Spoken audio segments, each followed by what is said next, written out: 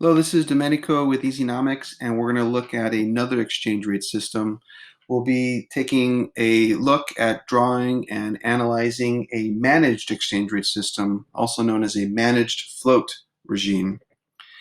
And typically, what's done is central banks of a nation that adopts this exchange rate system will attempt to influence their country's exchange rate by buying and selling currencies, or using monetary policy to maintain a certain range to which their currency will float in association with another currency. So they will find another currency to kind of peg or tie their currency to and allow it to float with that currency up into an upper and lower boundary. Here's a list of countries that used a managed floating system, and our applied example will be Japan.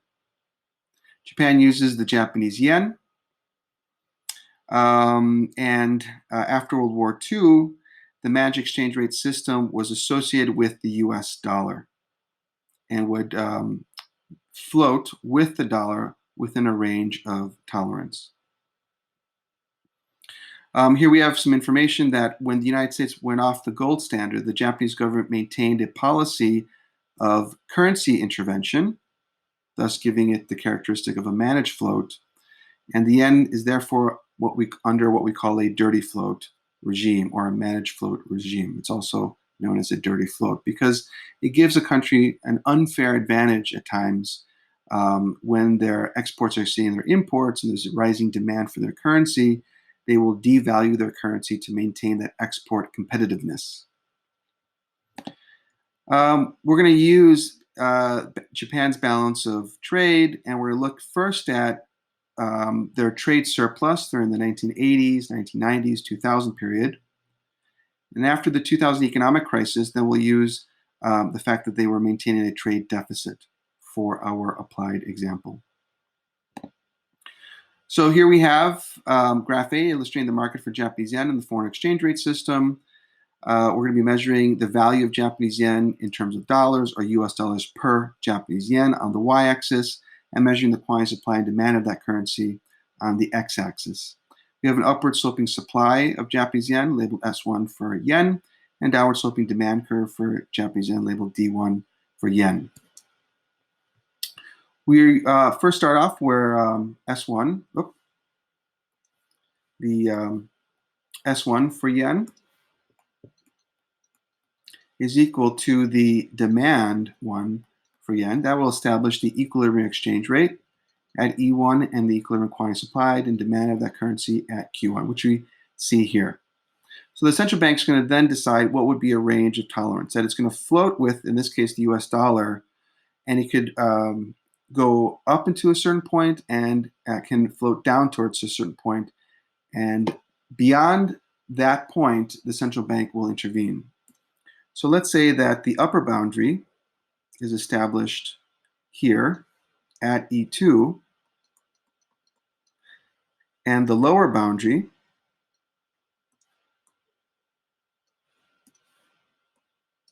is established at E3.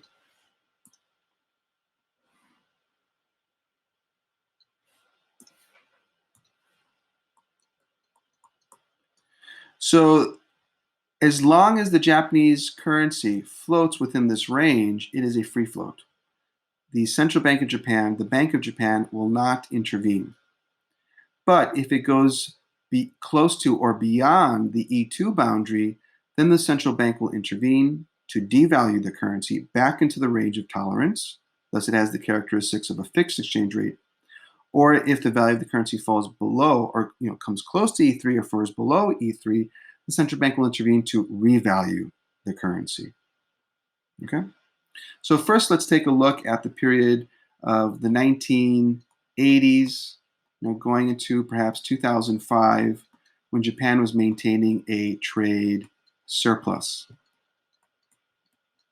Trade surplus meaning that their exports are greater than their imports. And let's assume that the biggest buyer of Japanese exports is the United States. So if a US consumer wants to consume a Japanese export, they will have to demand Japanese yen. So US consumers are demanding Japanese exports, which translates to Americans demanding Japanese yen to facilitate that purchase. Thus, Americans will supply their dollars to buy yen to buy the Japanese export. So in this period when Japan had a trade surplus, that would mean that there'd be increasing demand for the yen. So we're going to have the demand shift out from D1 to D2.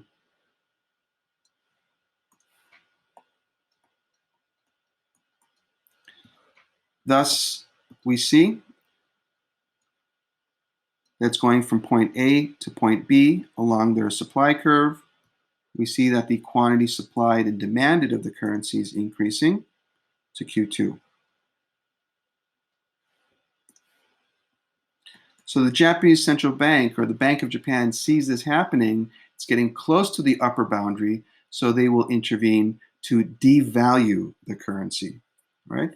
As a result of that, the demand by Americans for the Japanese yen is appreciating, right? Appreciating within this free-floating exchange rate system, but then it's going to that upper boundary, and the Bank of Japan is going to devalue the currency so that it can fall back into the range of tolerance. So how can the central bank do that? They can use monetary policy. That will be, that's one technique that can be used. They can use their foreign reserves, but we're going to use the example of monetary policy. So the Bank of Japan, seeking to devalue the yen, will engage in expansionary monetary policy.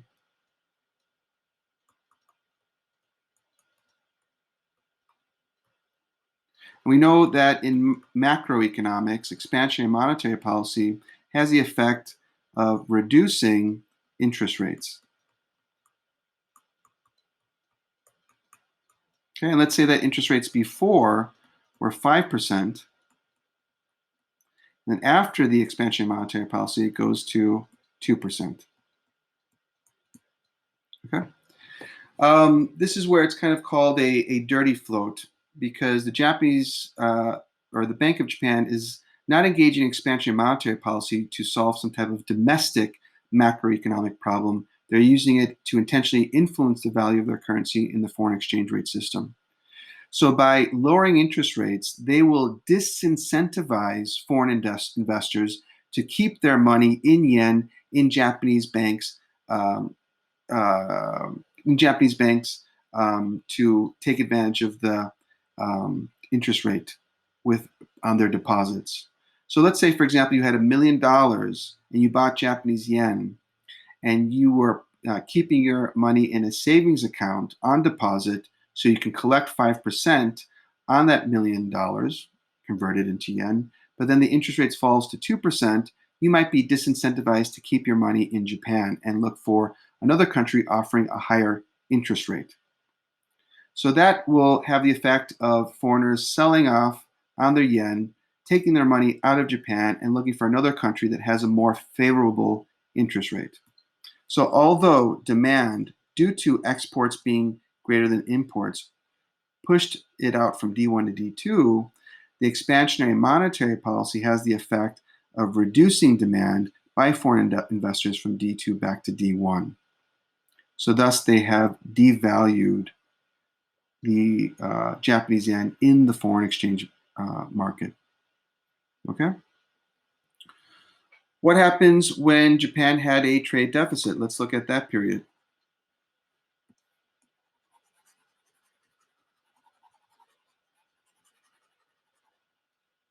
So now we're looking at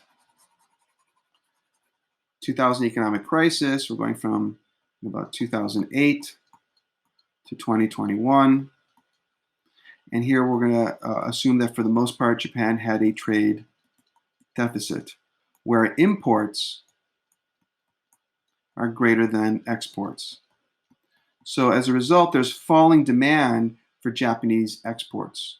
So we can now illustrate that with demand falling from D1 to D3.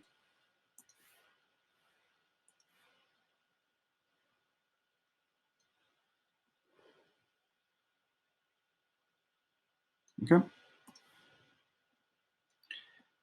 D3 for yen, that establishes a new equilibrium at point C, and the quantity supplied and demanded is falling to Q3.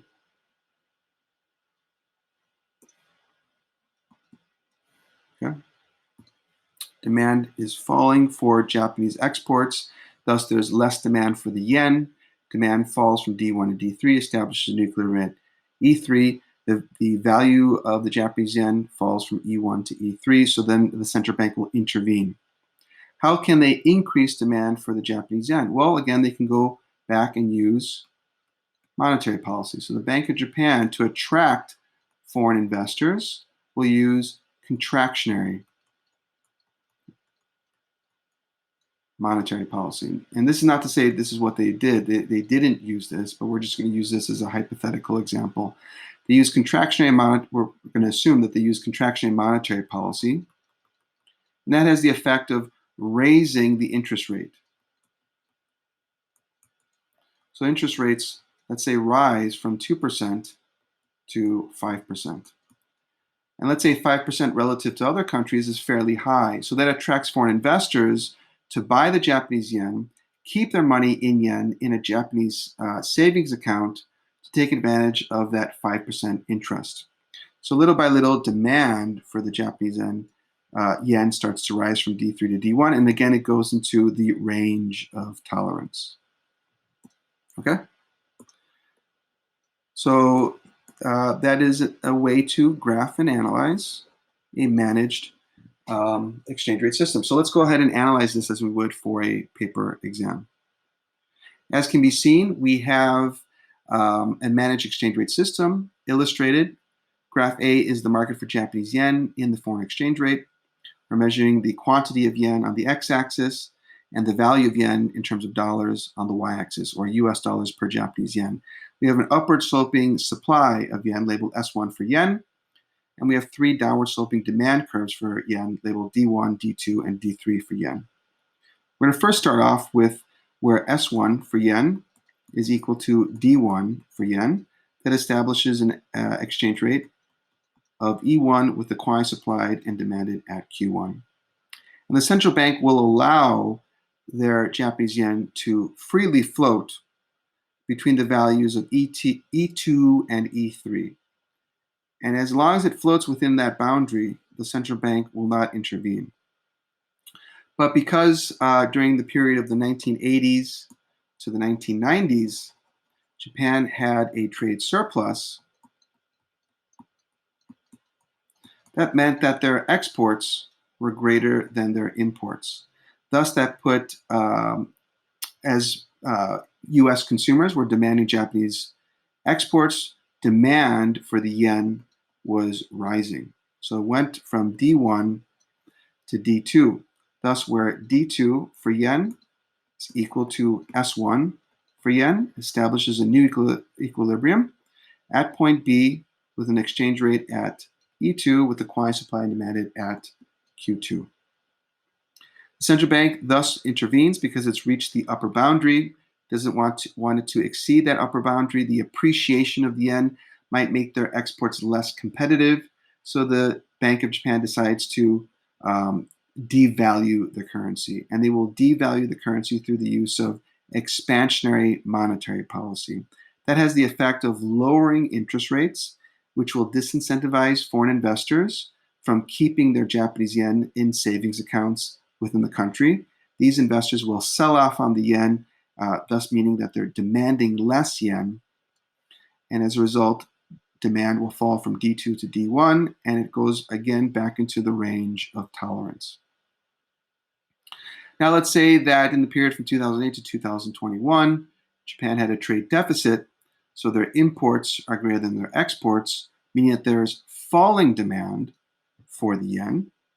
So demand falls from D1 to D3, establishing a new equilibrium where D3 equals S1 at point C, reducing the value of the yen or depreciating its value from E1 to E3, quantity supply and demand at Q3, and the central bank thus decides to intervene. It's reached the lower threshold, and they will engage in contractionary monetary policy to raise the interest rates, let's say from 2% to 5%, to hopefully attract foreign demand for their currency, to keep their money in the savings accounts to take advantage of that higher interest rate. So demand begins to rise from D3 back to D1, establishing that revalued currency at E1.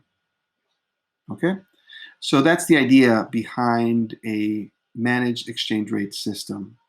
I will provide an outline of this analysis in the information section.